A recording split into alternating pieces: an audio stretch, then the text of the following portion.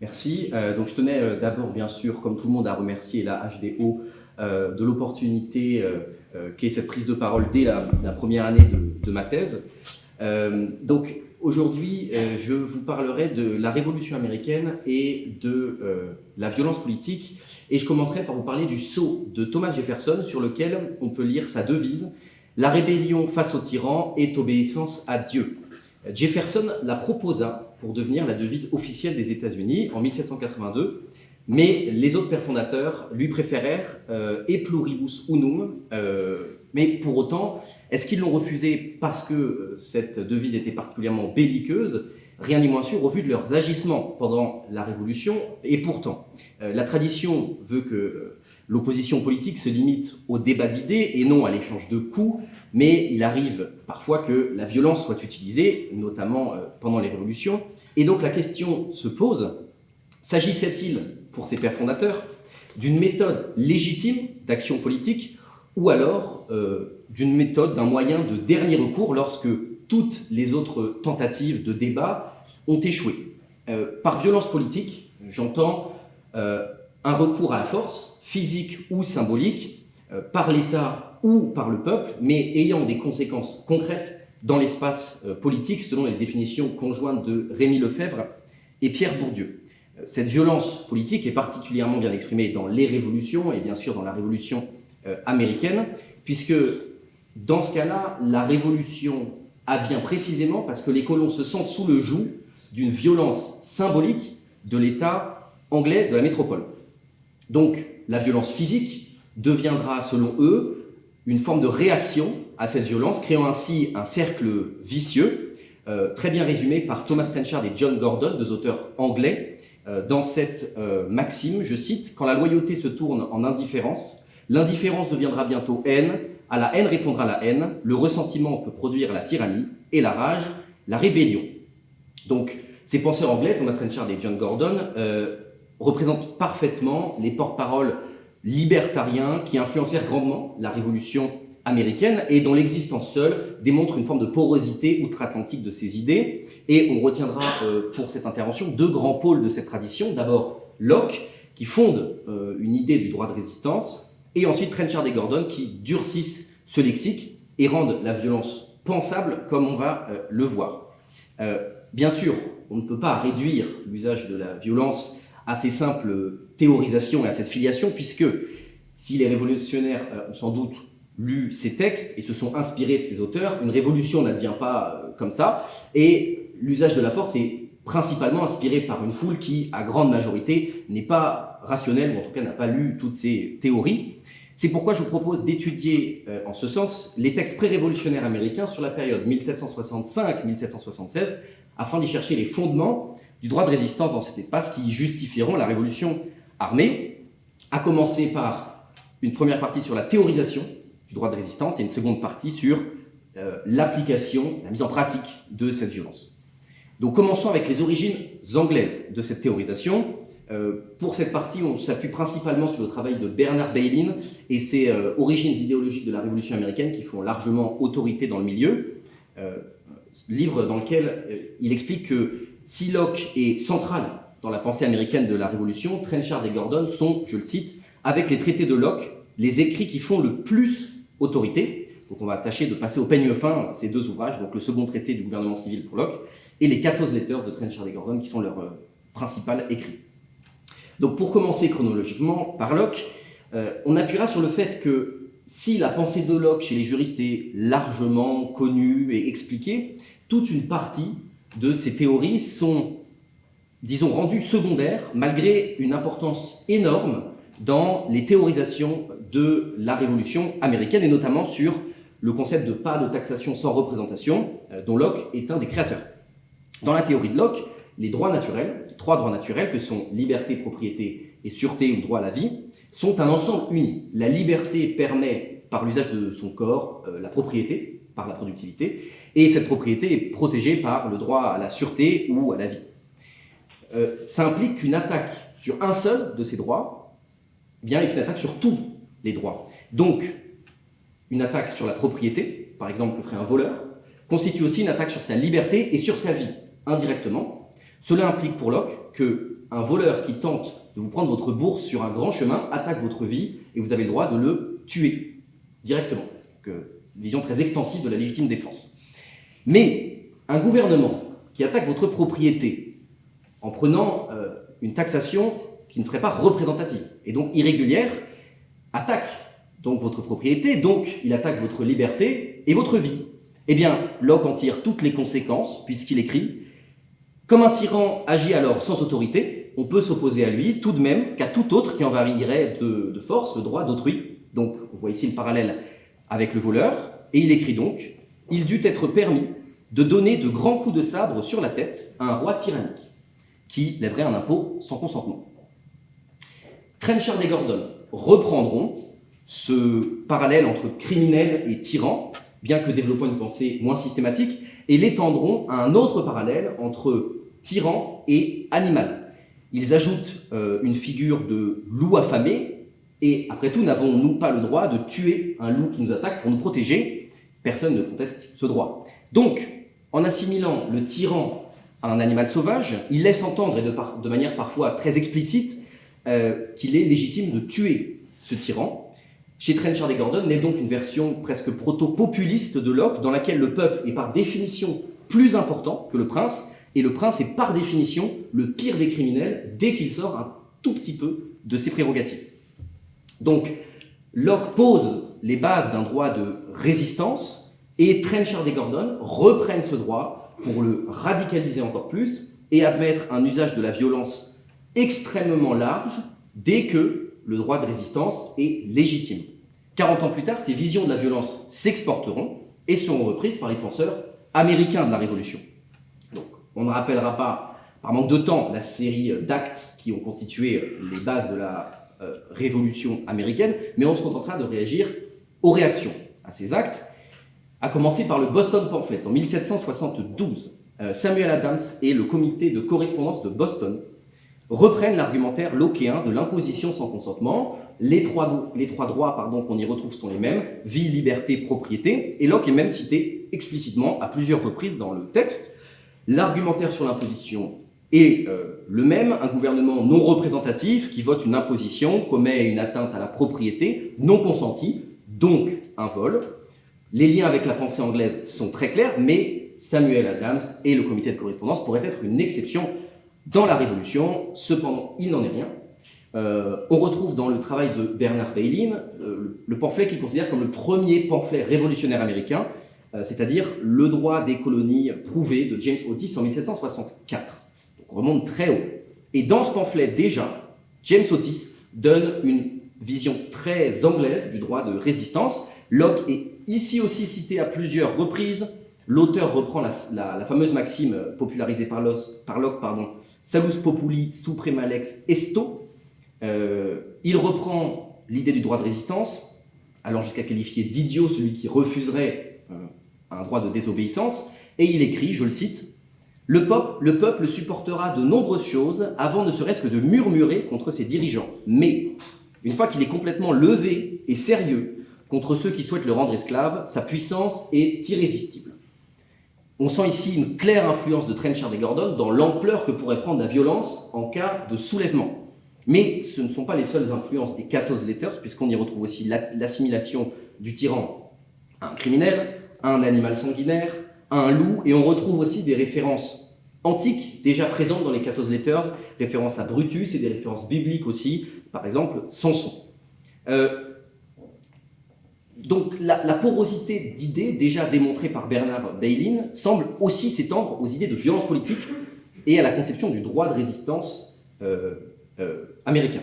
Au plus fort du conflit, en 75-76, en tout cas au début du conflit, la déclaration sur les causes et nécessités de prendre les armes, publiée par le Congrès, ainsi que tous les écrits de Thomas Paine, reprendront exactement la même idéologie et une linéarité des procédés rhétoriques tout au long de cette première phase de la Révolution.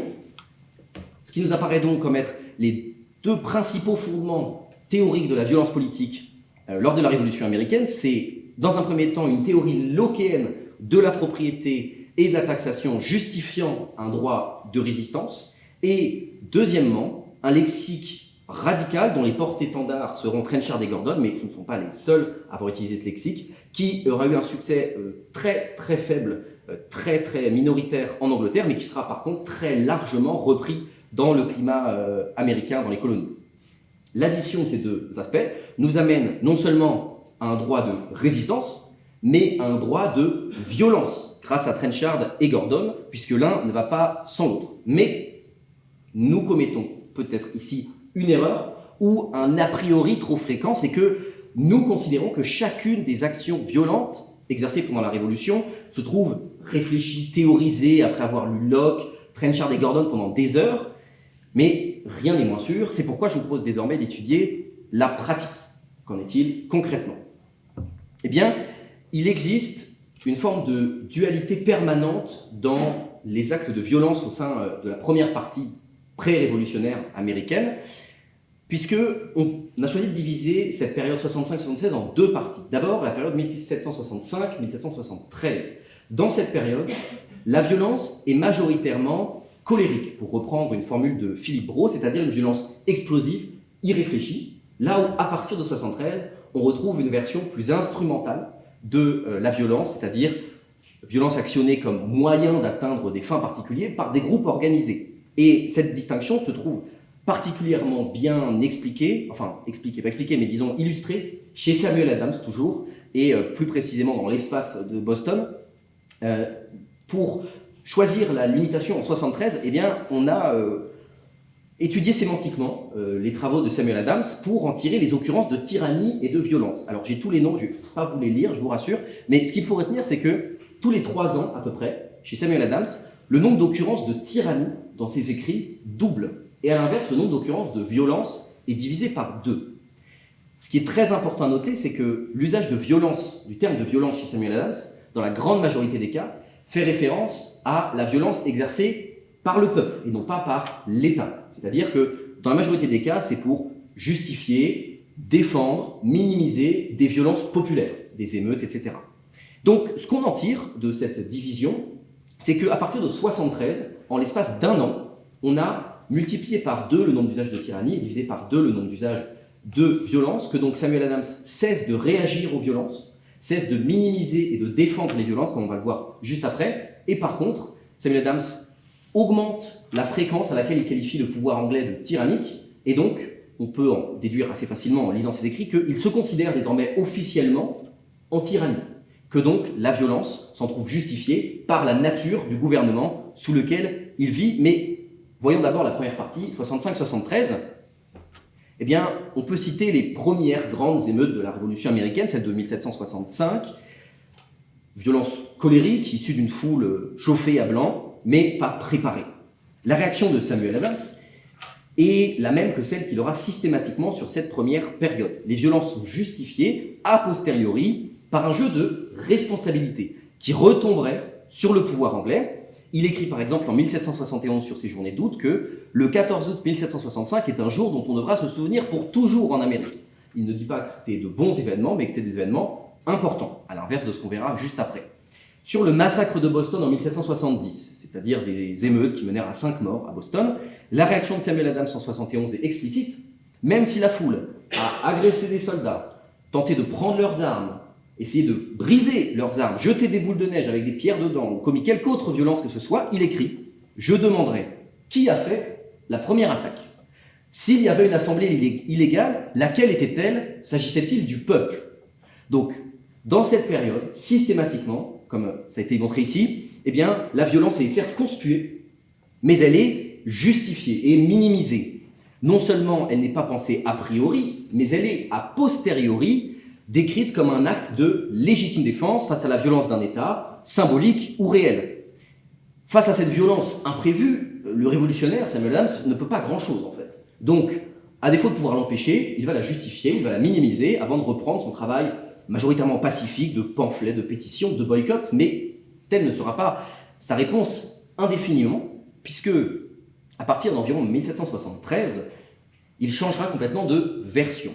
En 1775, le Congrès publie la Déclaration sur les causes et nécessités de prendre les armes, dont on a déjà parlé juste avant et qui nous apparaît comme constituant le passage officiel à la violence instrumentale, puisqu'un acte officielle du Congrès montre désormais les causes qui mènent à utiliser systématiquement la violence pour répondre à la violence du pouvoir anglais. Les pères fondateurs écrivent dans cet article, dans cet écrit, nous sommes réduits à une alternative, choisir entre une soumission inconditionnelle à la tyrannie de ministres irrités ou la résistance par la force. Cette dernière est notre choix. Violence donc, désormais complètement justifiée. Mais 2 ans auparavant, Samuel Adams et Boston en général avaient déjà fait ce passage à la violence instrumentale un 16 décembre. Je parle ici de la Boston Tea Party. Si les faits sont largement connus, il s'agit du premier acte vraiment pensé, théorisé et préparé premier acte de violence préparé de la Révolution américaine. Mais penchons-nous sur le contexte de cet acte, plus précisément le Boston Town Meeting, juste avant.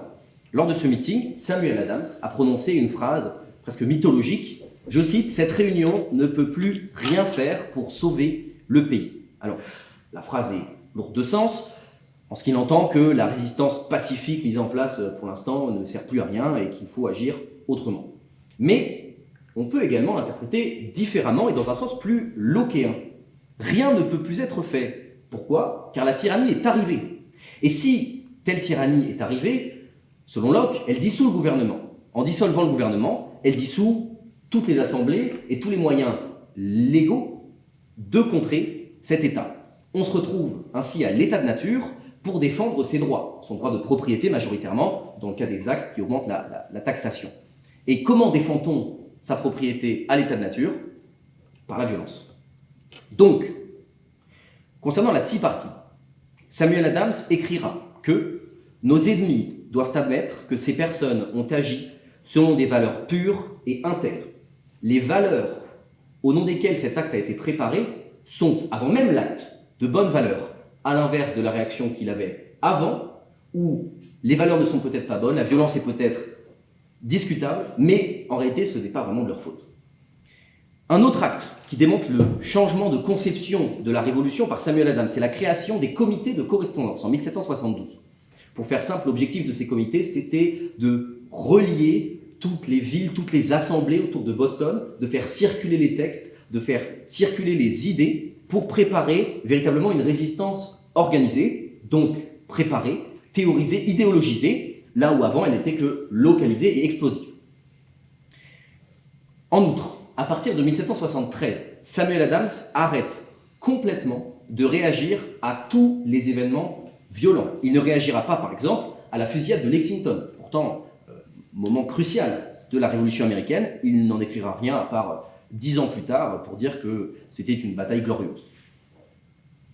En somme, c'est un véritable changement de conception qui s'opère dès 1772 avec les comités de correspondance chez Samuel Adams, mais surtout à partir de 1773 quant à la violence politique. La violence n'est plus justifiée, elle est pensée, elle n'est plus excusée mais préparée, elle ne se trouve plus légitimée mais elle est véritablement théorisée.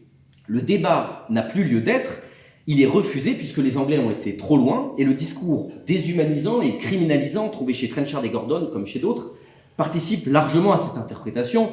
Après tout, on ne débat pas avec un loup ou un criminel, on le combat. En 1786, après la guerre d'indépendance, la Shays Rebellion éclate dans un climat de pacification. Mais elle ne prolonge pas 1776. Elle réactive plutôt la logique colérique de 1765-1773 de la légitime défense. Ce n'est pas une insurrection théorisée, mais une explosion de dernier recours. Des paysans endettés, menacés de prison, répondent à la violence symbolique qu'ils subissent. Ils ne se disent pas en tyrannie, ils cherchent d'abord à survivre. Comme au début de la Révolution, des notables locaux, mais cette fois-ci antifédéralistes pour la plupart, réinterprètent ensuite l'événement pour l'excuser, le légitimer, le qualifier de légitime défense. Mais la Shays Rebellion révélerait-elle ainsi un cycle de légitime défense, puis de possible systématisation ? La répression aurait-elle, sans changement de régime, fabriqué un discours de tyrannie et la Shays Rebellion aurait-elle fini par être Shays Revolution ? Nous n'en saurons rien, mais la question se pose. Je vous remercie.